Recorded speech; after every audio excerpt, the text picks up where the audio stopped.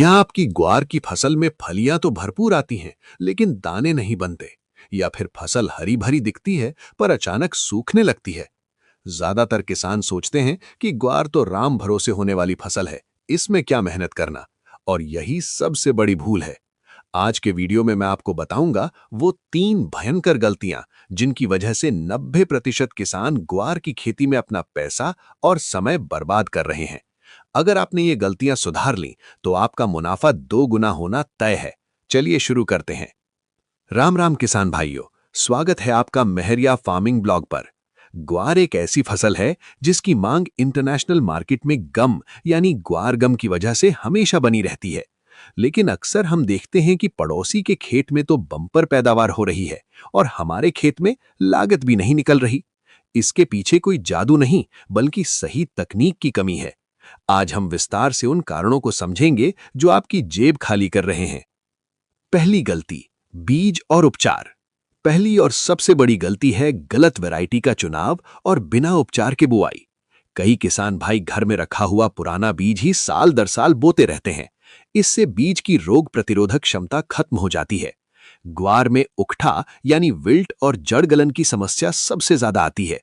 इसका समाधान ये है कि आप हमेशा प्रमाणित किस्मों जैसे RGC 936 या RGC 1066 का ही चुनाव करें।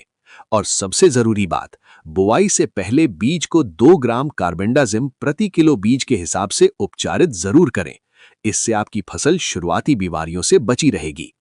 दूसरी गलती, बुआई का तरीका। दूसरी गलती जो किसान अनजाने में करते हैं वो है बहुत घनी बुआई करना। ज्यादा पैदावार के लालच में किसान बीज बहुत पास पास डाल देते हैं। इससे पौधों को ना तो सही से धूप मिलती है और ना ही हवा। नतीजतन कीड़ों का हमला बढ़ जाता है।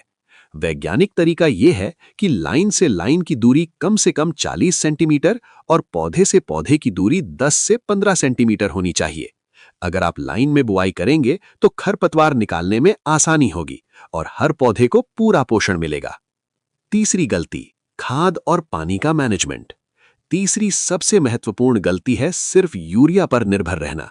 ग्वार एक दलहनी फसल है। इसकी जड़ों में ऐसी गांठें होती हैं जो हवा से खुद नाइट्रोजन सोख लेती हैं। अगर आप ऊपर से ज्यादा यूरिया डालेंगे तो पौधा सिर्फ लंबाई में बढ़ेगा, उसमें फलियां नहीं लगेंगी। ग्वार को सबसे ज्यादा जरूरत फास्फोरस और सल्फर की होती है। इसके लिए बुआई के समय सिंगल सुपर फॉस्फेट का इस्तेमाल करें। साथ ही याद रखें, जब ग्वार में फूल आने लगे और फलियां बनने लगें, उस समय खेत में नमी होना बहुत जरूरी है। अगर उस समय जमीन पूरी तरह सूख गई तो आपके फूल झड़ जाएंगे और पैदावार आधी रह जाएगी। तो किसान भाइयों, ग्वार की खेती को लापरवाही से न करें।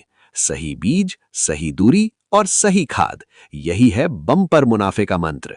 अगर आप इन 3 गलतियों को सुधार लेते हैं तो आपकी मेहनत जरूर रंग लाएगी।